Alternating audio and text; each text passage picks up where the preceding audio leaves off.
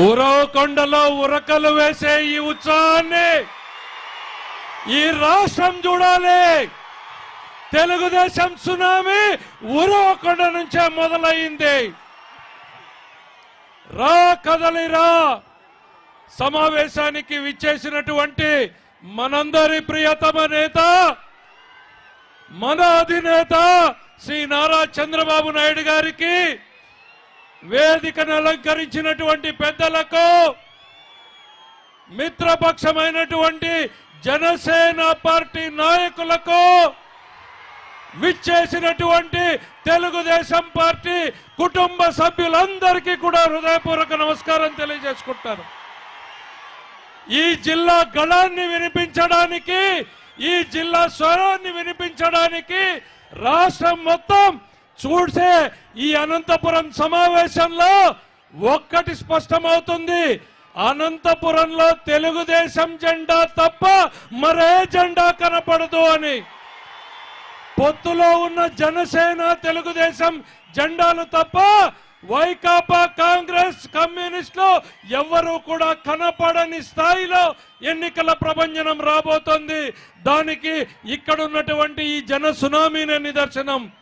ఉరవకొండ పట్టణం ఇటు జామ్ అయింది, ఇటు పెన్నహోబులం దాకా ట్రాఫిక్ ఆగిపోయింది. పోలీసులు ఎక్కడో డైవర్ట్ చేసి ట్రాఫిక్ ని తీసుకెళ్లేటువంటి పరిస్థితి వచ్చింది.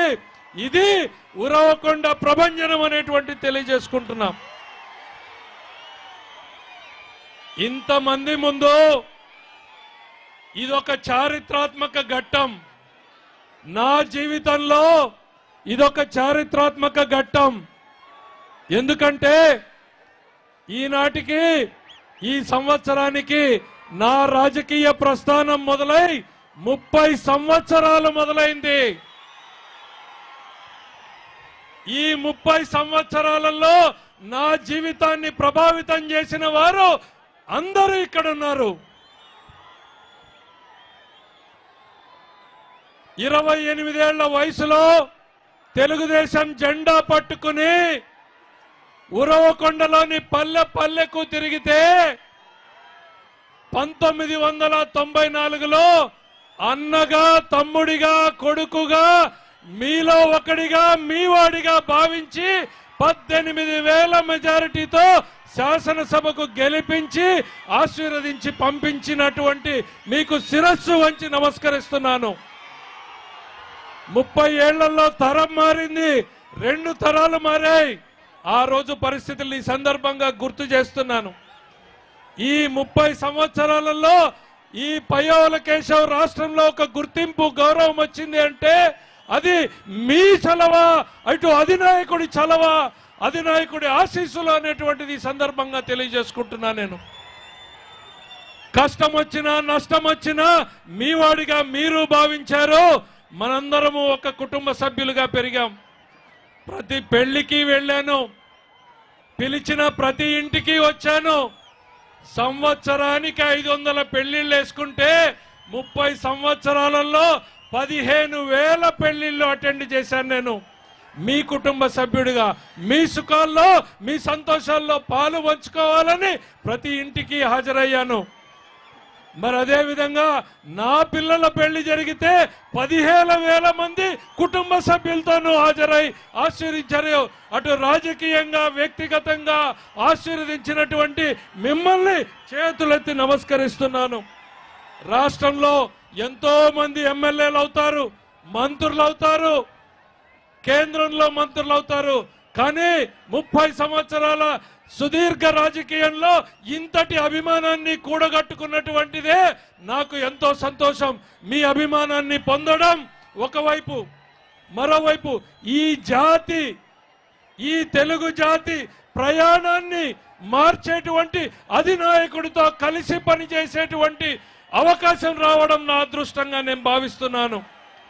28 ఏళ్ల నుంచి దాదాపు 58 ఏళ్ల వయసు వచ్చే వరకు కూడా 20 సంవత్సరాలు చంద్రబాబు నాయుడు గారి యూనివర్సిటీలో ట్రైనింగ్ అయినటువంటి, బహుశా మరి డాక్టర్ నాకు సర్టిఫికెట్ ఇస్తారో లేదో నాకు బాబు గారు తెలియదు, ఏ మార్కులు వేస్తారో తెలీదు. నాకైతే సంతృప్తి, సంతోషం ఉంది. రాజకీయాలలో తప్పు చేయకుండా, తప్పటడుగులు వేయకుండా ప్రజల కోసం పనిచేసేటువంటి మార్గంలోనే నన్ను నడిపించే నాయకుడికి హృదయపూర్వకంగా నమస్కారాలు తెలియజేసుకుంటున్నాను. ఈ తరం వారికి ఉరవకొండ గురించి గుర్తు చేయాలి. 30 ఏళ్ల క్రితం మనం వచ్చినటువంటి ఈ తార్ రోడ్డు సింగిల్ రోడ్డు. 70% గ్రామాలకి రోడ్లు లేవు, తాగునీళ్లు లేవు. ఇప్పుడు ఇలాంటి గ్రామాల్లో దాదాపు 30 గ్రామాల్లో ఫ్యాక్షన్ తో నలిగిపోయినటువంటి కుటుంబాలు, చితికిపోయినటువంటి ఆర్థిక పరిస్థితులు, మరోవైపు నక్సలిజంతో భూములు వదిలిపోయినటువంటి రైతాంగం. అట్లాంటి పరిస్థితుల్లో కూడా కడుపులో పెట్టుకుని మా బిడ్డగా మీరు నన్ను పెంచారు, ఇక్కడి దాకా రాజకీయంగా నన్ను పెంచారు అనేటువంటిది సందర్భంగా గుర్తు చేస్తున్నా. మరి అట్లాంటిది ఆనాడు 95లో ముఖ్యమంత్రిగా చంద్రబాబు నాయుడు గారు, ఎమ్మెల్యేగా నేను ఉన్నప్పుడు ఇదే ఉరవకొండలో హంద్రీనీవా సుజల స్రవంతి కాలువకి శంకుస్థాపన చేసి పనులు ప్రారంభించాం. నందమూరి తారక రామారావు గారి ఆలోచనలకి ఆచరణ రూపం చుట్టినటువంటి మహనీయుడు చంద్రబాబు నాయుడు గారు అనేటువంటిది ఈ సందర్భంగా గుర్తు చేస్తున్నా. ఈనాటి పరిస్థితులు మన కళ్ళ ముందు కనపడుతున్నాయి. మనం చేసినటువంటి ప్రాజెక్టులు ఎట్లా, మెగా ట్రిప్ 50,000 ఎకరాలకు నీళ్లు ఇచ్చేటువంటి ప్రాజెక్టుని చంద్రబాబు నాయుడు గారు ప్రారంభిస్తే ఎట్లా వదిలేసిందో ఈ దుర్మార్గ ప్రభుత్వం కళ్ళ ముందు చూడండి. గుట్టలు గుట్టలుగా డ్రిప్ ఇరిగేషన్లు పడ్డాయి. భైరవాణి తిప్ప ప్రాజెక్ట్ లో మెటీరియల్ కళ్ళ ముందు కనపడుతుంది చూడండి. పంపులు కనపడుతున్నాయి, పైపులు కనపడుతున్నాయి, లిఫ్ట్ ఇరిగేషన్ సామాన్లు కనపడుతున్నాయి.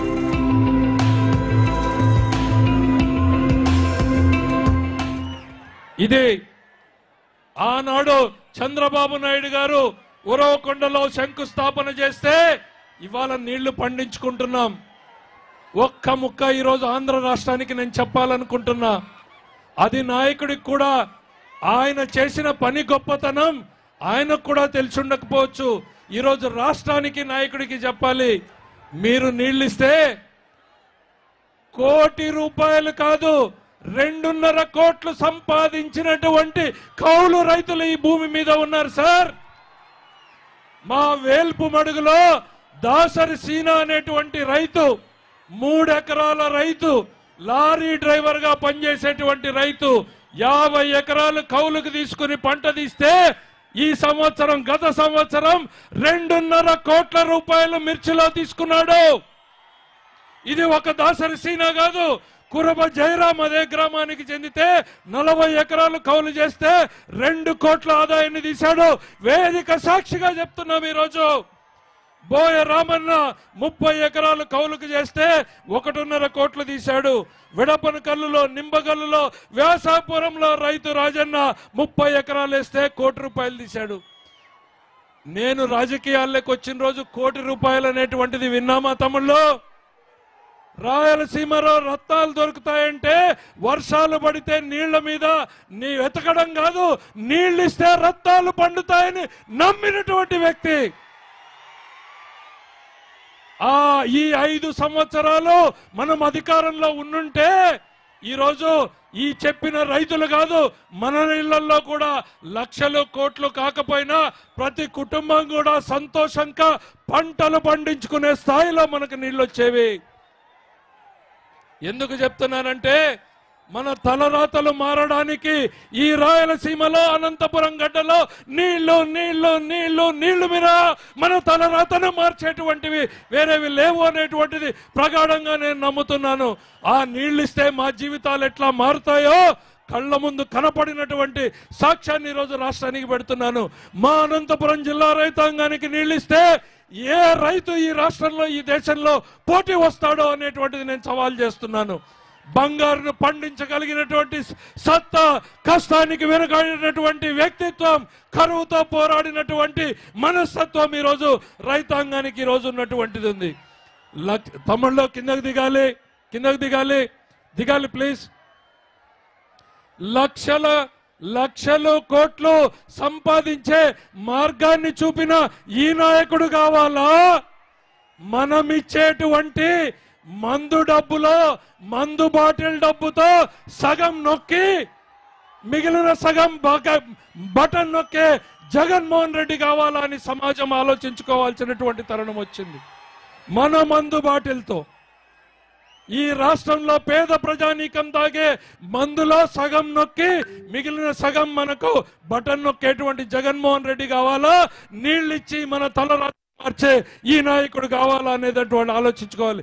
చంద్రబాబు నాయుడు గారికి సంపద సృష్టించడమో తెలుసు, సంపద పెంచడమో తెలుసు. దయచేసిదో తమిళ్లో ఈ ముందున్న వాళ్ళు తొయ్యొద్దు, ప్లీజ్ సహకరించండి. ఇంకా బాబు గారు మాట్లాడాలి. చేతులెత్తి నమస్కరిస్తున్నా, ఇది మన సమావేశం, దయచేసి సహకరించండి. ఇక విశ్వేశ్వరరెడ్డి గారు మొన్న ఉరవకొండ నియోజకవర్గానికి ముఖ్యమంత్రి వచ్చిన రోజున 2 మాటలు మాట్లాడాడు. రైతులు ఎంతో సంతోషంగా ఉన్నారు అని. 300 ఎకరాలు 300 కోట్ల రూపాయలు నష్టపోయినటువంటి జీబీసీ రైతాంగానికి నష్టం చేసింది ఈ దుర్మార్గ ప్రభుత్వం కాదా, ఈ అసమర్థ నాయకత్వుడు కాదా అని నేను అడుగుతున్నా. అదే 2016లో అట్లాంటి అవసరం వస్తే చంద్రబాబు నాయుడు గారు అందరి నివారణ నుంచి జీబీసీకి నీళ్లు ఇచ్చి పంటను కాపాడాడు. ఈరోజు ఒక్క చుక్క నీటి కోసం రోడ్డెక్కి పోరాడితే ఒక్క పూట కూడా అరికాలు తడిగాని నీళ్లు ఇవ్వలేనటువంటి ఈ దుర్మార్గులకు రైతుల గురించి మాట్లాడేటువంటి హక్కు ఉందా అని నేను అడుగుతూ ఉన్నా. ఓ అసమర్థుడు విశ్వేశ్వరరెడ్డి, చేతగాని దద్దమ్మ ఈ రాష్ట్ర ప్రజానీకానికి 5 ఏళ్ల అధికారాన్ని ఇస్తే ఉరవకొండ వెనుకబాటుతనానికి కారణమైనటువంటి పరిస్థితి. ఈరోజు తెలుగుదేశం పార్టీ పయ్యావుల కేశవ్ చంద్రబాబు నాయుడు అంటే అభివృద్ధి గుర్తుకొస్తుంది, విశ్వేశ్వరరెడ్డి గారు అంటే భూ కబ్జాలు గుర్తుకొస్తాయి. ఇది ఉరవకొండ చరిత్ర. ఒక్కసారి గుర్తు చేద్దాం, మనం చేసింది ఏంది. ఏ ఒక్కటైనా 5 ఏళ్లలో ఒక్క బిల్డింగ్ అయినా చూపించగలరా అని నేను అడుగుతున్నా. ఈ వేసినటువంటి నేషనల్ హైవే మేమేసిందే, నియోజకవర్గంలో వేసిన బీటీ రోడ్లు తెలుగుదేశం వేసిందే, ప్రభుత్వ డిగ్రీ కాలేజీకి భవనాలు కట్టింది మేమే, జూనియర్ కాలేజీకి డిగ్రీ భవనాలు కట్టింది మేమే, హాస్పిటల్కి భవనాలు కట్టింది మేమే, లెక్కలేనన్ని ట్రాన్స్ఫార్మర్లు ఇచ్చింది మేమే, రైతులకు వేలాదిగా పంప్ సెట్ కనెక్షన్లు ఇచ్చింది మేమే, చెరువులకు నీళ్లు ఇచ్చింది మేమే, కాలువలు తవ్వించింది మేమే. అది ఈ అధినాయకుడి ఆశీస్సులతో సాధించగలిగినటువంటిది అనేటువంటి సందర్భంగా గుర్తు చేస్తున్నా. అది తెలుగుదేశం పార్టీకి ఈ ప్రాంత రైతాంగం మీద ఉన్నటువంటి నమ్మకం, ఒక కోరికతో పనిచేసేటువంటి మనస్తత్వం తెలుగుదేశం పార్టీది. 18,000 ఇళ్లని ఆ రోజు మంజూరు చేసినటువంటిది. ఆర్టీసీ డిపో కట్టింది మేమే. ఒక్కటి చూపించుకోవడానికి ఒక్కటైనా ఉందా అని నేను అడుగుతున్నా ఈ నాయకుల్ని. ఈరోజు లత్తవరం చెరువుకి, శేక్షన్పల్లికి, చిన్న ముస్తూరికి, కోనాపురంకి, మోపిడికి, సీర్పికి, బెలుగుప్పకి, ఇప్పేరికి, ముద్దలాపురంకి, ఇవన్నీ కరుట్లపల్లి చెరువులకి నీళ్లు ఇచ్చింది తెలుగుదేశం ప్రభుత్వమైనటువంటిది సందర్భంగా తెలియజేస్తున్నాం. పోతూరు, చాబాల, మరి కిందకు వస్తే రేణుమాకులపల్లి, నింబగల్లు, వ్యాసాపురం, కిందకెళ్తే జీడిపల్లి వరకు కూడా కాలువలు శరవేగంగా తవ్వింది తెలుగుదేశం ప్రభుత్వంలోనే అనేటువంటిది తెలియజేస్తున్నాం. కాలువలో గంప మన్ను తీశారా అని నేను అడుగుతున్నా. గంప మన్ను 5 ఏళ్లలో తీశారా అని అడుగుతున్నా. జగన్మోహన్ రెడ్డి గారు వచ్చి వడివడిగా పరుగులెత్తిస్తామంటున్నాడు. నీ కాలం వడివడిగా సాగిపోతుంది జగన్మోహన్ రెడ్డి గారు. 65 రోజుల్లో 70 రోజుల్లో నీ ప్రభుత్వం నిన్ను ఓడించడానికి ఈ రాష్ట్రంలో ప్రజానీకం సిద్ధంగా ఉన్నారు. ఆయన ఈరోజు పెద్ద సమావేశం విశాఖపట్నంలో పెట్టాడు. ఏంటి సిద్ధం అని చెప్పుకుంటున్నాడు ఎన్నికలకి. నేను చెప్తున్నా, ఈ ఉరవకొండ వేదిక ద్వారా ఈ రాష్ట్రంలో పెరిగినటువంటి నిత్యావసర వస్తువుల ధరలతో సతమతమైనటువంటి మా అక్క చెల్లెళ్ళు నిన్ను ఓడించడానికి సిద్ధంగా ఉన్నారు. గుండె మండినటువంటి రైతన్నలు నిన్ను ఓడించడానికి సిద్ధంగా ఉన్నారు. ఇన్పుట్ సబ్సిడీ, ఇన్సూరెన్స్ రానటువంటి రైతాంగం నిన్ను ఓడించడానికి సిద్ధంగా ఉన్నారు. అప్పుల బాధతో ఆత్మహత్య చేసుకున్నటువంటి రైతుల కుటుంబాల ఈరోజు నిన్ను ఓడించడానికి సిద్ధంగా ఉన్నాయి. జే బ్రాండ్స్ తో, జగన్మోహన్ రెడ్డి జే బ్రాండ్స్ తో లిక్కర్ దాగి అనారోగ్యం పాలై కుటుంబ పెద్దని పోగొట్టుకున్నటువంటి కుటుంబం యావత్తు కూడా నిన్ను ఓడించడానికి సిద్ధంగా ఉంది. జాబ్ క్యాలెండర్ పేరుతో మోసం చేయబడినటువంటి నిరుద్యోగులు నిన్ను ఓడించడానికి సిద్ధంగా ఉన్నారు. కళ్ళెదుట చేతికొచ్చినటువంటి కొడుకు ఉద్యోగం లేకుండా నిరాశగా నిస్పృహగా తిరుగుతూ ఉంటే బాధపడేటువంటి తల్లిదండ్రులు నిన్ను ఓడించడానికి సిద్ధంగా ఉన్నారు. 27 పథకాల దళితులకు సంబంధించినటువంటి పథకాల్ని రద్దు చేసి అభివృద్ధికి దూరం చేసినటువంటి నిన్ను దళితులు ఓడించడానికి సిద్ధంగా ఉన్నారు. 30 పథకాలు బీసీలవి రద్దు చేసి ఆదరణ రద్దు చేసినటువంటి నిన్ను ఓడించడానికి రాష్ట్రంలో బీసీలు సిద్ధంగా ఉన్నారు. దళిత బిడ్డ సుధాకర్ తో మొదలుకొని డ్రైవర్ సుబ్రహ్మణ్యం వరకు మొదలుకొని దళితుల్ని చంపినటువంటి కుటుంబాలు రగిలిపోతున్నాయి. నిన్ను ఓడించడానికి వారు సిద్ధంగా ఉన్నారని చెప్తున్నా. కుటుంబాన్ని పోషించలేకపోతున్నటువంటి ప్రతి బేల్దారు, భవన నిర్మాణ కార్మికుడు నిన్ను ఓడించడానికి సిద్ధంగా ఉన్నారు. మోసపోయినటువంటి అంగన్వాడీలు, మోసపోయినటువంటి ఉద్యోగస్తులు, సిపిఎస్ కోరుతున్నటువంటి టీచర్లు అందరూ కూడా నిన్ను ఓడించడానికి సిద్ధంగా ఉన్నారు. ఆఖరికి మన రక్షణ కోసం నిలబడినటువంటి పోలీసులు కాకి యూనిఫామ్ గౌరవాన్ని నలిపేసినటువంటి నిన్ను నలిపేయడానికి సిద్ధంగా ఉన్నారు. కాకి అంటే ఒక గౌరవాన్ని ఇచ్చింది తెలుగుదేశం పార్టీ. ఆ కాకి యూనిఫామ్ గౌరవాన్ని మీరు ఖాదీ చేతితో ఎప్పుడైతే నలిపేశారో, వారి ఆత్మగౌరవాన్ని ఈరోజు నలిపేశారో, వాళ్ళు సైతం సిద్ధమవుతున్నారు నిన్ను ఓడించడానికి. జగన్మోహన్ రెడ్డి గారు బురద నుంచి వచ్చినటువంటి వ్యక్తి. ఆ బురదని అందరికీ పుట్టించేటువంటి ప్రయత్నం చేస్తాడు. అచ్చెన్నాయుడు దగ్గర నుంచి మొదలుకొని సామాన్య కార్యకర్త వరకు అక్రమ కేసులు పెడతాడు. చివరికి తన కక్ష తీరక 45 సంవత్సరాలుగా ఈ తెలుగు జాతి కోసం శ్రమిస్తున్నటువంటి ఈ నాయకుడిని అక్రమంగా జైల్లో పెట్టినటువంటి పాపం ఊరికే పోతుందా? ఈ రాష్ట్రం మొత్తం ఆ ఒక్క కారణంతో నిన్ను ఓడించడానికి సిద్ధంగా ఉంది జగన్మోహన్ రెడ్డి గారు. ఇట్లాంటి నాయకుడిని గౌరవించుకోలేనటువంటి సమాజం ఉందా అని పక్క రాష్ట్రాలు ఆలోచించేటువంటి పరిస్థితి. ఏంటయ్యా చంద్రబాబు నాయుడు గారు చేసిన తప్పు అంటే ఉచితంగా ఆయన ఇసుక ఇచ్చాడు. అవునా కాదా? ఉచితంగా ఆయన ఇసుక ఇచ్చినందుకు ఆయన దోపిడీ జరిగిందని చంద్రబాబు నాయుడు గారి మీద కేసు. మద్యం ధరలో 50 రూపాయలు క్వార్టర్ బాటిల్, ఈరోజు 150 రూపాయలు. అంత తక్కువ ధరకు అమ్మినందుకు చంద్రబాబు నాయుడు గారికి మద్యంలో అక్రమాలు జరిగాయని కేసు. లేని ఇన్నర్ రింగ్ రోడ్ లో అక్రమాలు జరిగాయని, మన బిడ్డలకు ఉద్యోగాలు రావాలని స్కిల్ డెవలప్మెంట్ సెంటర్ పెడితే దాని మీద కేసు. 2 లక్షల మంది పిల్లలు ఉద్యోగాలు చేస్తున్నా సరే ప్రజలు ఆఖరికి కోర్టులు చీవాట్లు పెట్టి బెయిల్ ఇచ్చే రోజున దీనికి విచారణ అక్కర్లేదు, దీంట్లో ప్రాథమిక సాక్ష్యాలే లేవు, ప్రాథమిక సాక్ష్యాలు చూపడంలో ఈ ప్రభుత్వం వైఫల్యం చెందింది, మేము బెయిల్ ఇచ్చి తీర్తామనింది హైకోర్టు. సిగ్గుపడాలి ఈ ప్రభుత్వం. అట్లాంటి మనసును కష్టపెట్టినటువంటి ఉసురు ఊరికే పోదు అనేటువంటిది ఈ సందర్భంగా తెలియజేస్తూ ముగిస్తున్నాను. అధ్యక్షుడు మాట్లాడాలి కాబట్టి. ఉరవకొండలో జగన్మోహన్ రెడ్డి గారు ఇచ్చినటువంటి 2 హామీల గురించి చెప్పదలుచుకున్నాం. జలదీక్ష చేశాడు ఉరవకొండలో 2014లో జగన్. 2 ముక్కల్లో కన్క్లూడ్ చేస్తున్నాం. అధ్యక్షుల వారు మాట్లాడడానికి సమయం అవుతోంది కాబట్టి ప్రధానమైనటువంటి డిమాండ్లు 2-3 చెప్తున్నాం. తెలుగుదేశం పార్టీ వస్తే ఆగిపోయినటువంటి ఆమ్దేల లిఫ్ట్ ఇరిగేషన్ ని ప్రారంభిస్తాం. అధ్యక్షుల వారు ఏవైతే ప్రారంభించారో వజ్రకర్రూరు, తట్రకల్లు, గూలిపల్లెం మీద వెళ్లే పనులు వేగవంతంగా పరుగులు పెడతాం. కొట్టాలపల్లి లిఫ్ట్ ఇరిగేషన్ ని పరుగులు పెట్టిస్తాం. జీడిపల్లి బాధితులకు ముంపు పరిహారాన్ని ఇస్తాం. చేనేత కాంప్లెక్స్ గా ఉరవకొండని అభివృద్ధి చేస్తాం. మైనారిటీలకు షాదీఖానా ఆగిపోయిన దాన్ని నిర్మాణం చేస్తాం. హంద్రీ నివాజ్ జీబీసీ లింక్ కెనాల్ ఏదైతే ఆగిపోయిందో ఏర్పాటు చేస్తాం. ఉపాధి కల్పనకు గార్మెంట్స్ పరిశ్రమలను ఏర్పాటు చేస్తామనేటువంటిది ఈ సందర్భంగా తెలియజేస్తూ ఉరవకొండ చరిత్రని తిరగరాసేటువంటి సమయం ఆసన్నమైంది. అయిందా లేదా? అయిందా లేదా? బాలకృష్ణ గారి సినిమా డైలాగ్ చెప్పుకుందామా?